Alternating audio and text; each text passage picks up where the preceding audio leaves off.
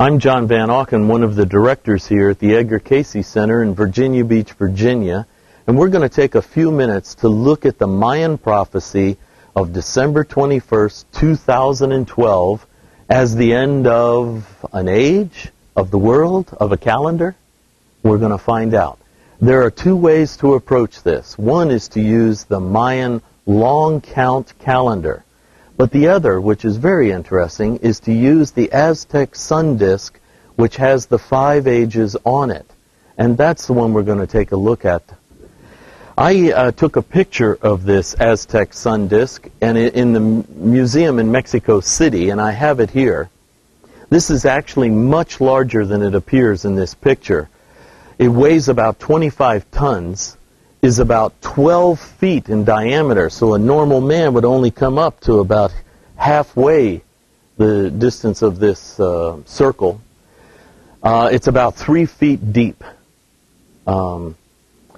We're actually going to look at this center circle, but first I want you to notice these two massive serpents coming down out of the heavens here into the earth, the god of fire and the sun. And they're coming down as serpents, but then their heads come out as human heads. And this connects with the ancient idea of the descent of the serpent out of the tree of knowledge down into the earth, or the ancient Hindu idea that the kundalini, or the life force of humanity, descended out of energy into matter. And this is the symbol of the descent of this power, and us as souls or children of God coming out of pure spirit or pure energy into matter for the first time. And when we go into the inner circle, we see those early ages. Here is a close-up of the center circle. And as you can see, it has a circle in the middle with the sun god's face there. Above it is a pyramid, and then there are 4 squares going around the side. Each one of these is one of the ancient ages. The circle in the middle is the age we are currently living in, called the age of movement or change. It actually began August 11th, 3114 BC, and it ends December 21st, 2012. So the big question is, what happens after it ends? There are only 5 ages shown here. Well, actually, there are 7 ages, and the next 2 ages are very important to us. Remember the descent of the serpent energy, the kundalini life force out of the heavens, out of energy into matter, out of formlessness into form, or spirit into flesh? This actually is a reverse of that process. Let's take a look at these ages. Some people begin the ancient ages over here with the first square to the left of the pyramid, and they go around the circle counterclockwise. Others begin with the image in the square on the right of the pyramid, then go to the one on the left, and then come around. I actually prefer to begin with the one on the right of the pyramid and go in reverse order here.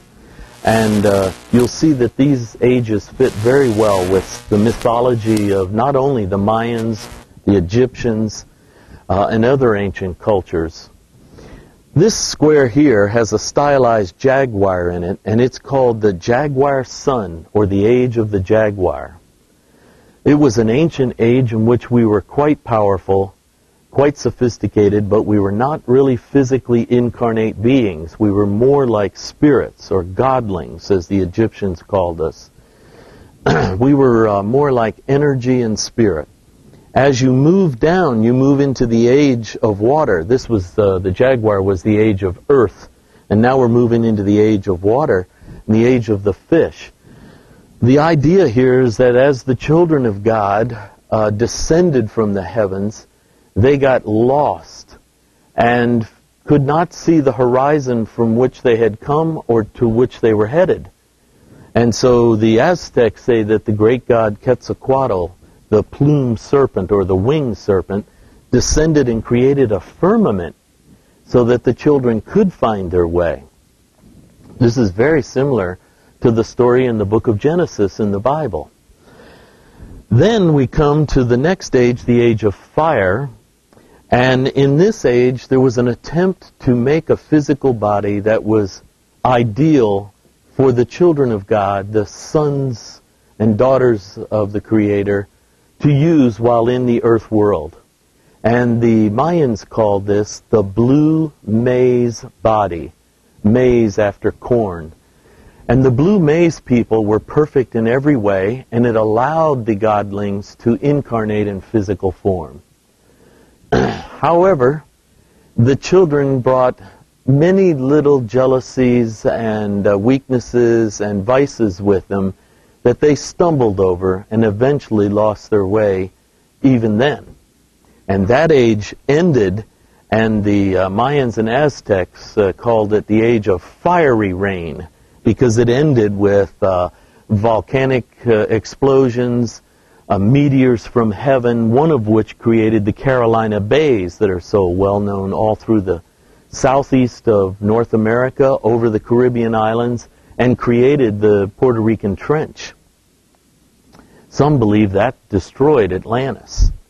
The age of fiery rain came to an end, and we started the fourth age up here, in which you see a stylized turkey. The story is that the great eagles of God, the children of God, were now like little turkeys. They couldn't fly very high or very far off the earth. They were very much possessed by this world and were caught up in the evolution of matter. Here also, interestingly, the prophecy says that they began to use simian bodies, monkey bodies, to incarnate, which fits somewhat with what the story of evolution theorizes, that there was a break-off of chimpanzee or orangutan, which is about 98% the same genome structure as our own, though that 2% is very important difference, and that they may be the ancestors, physically speaking, not spiritually or mentally.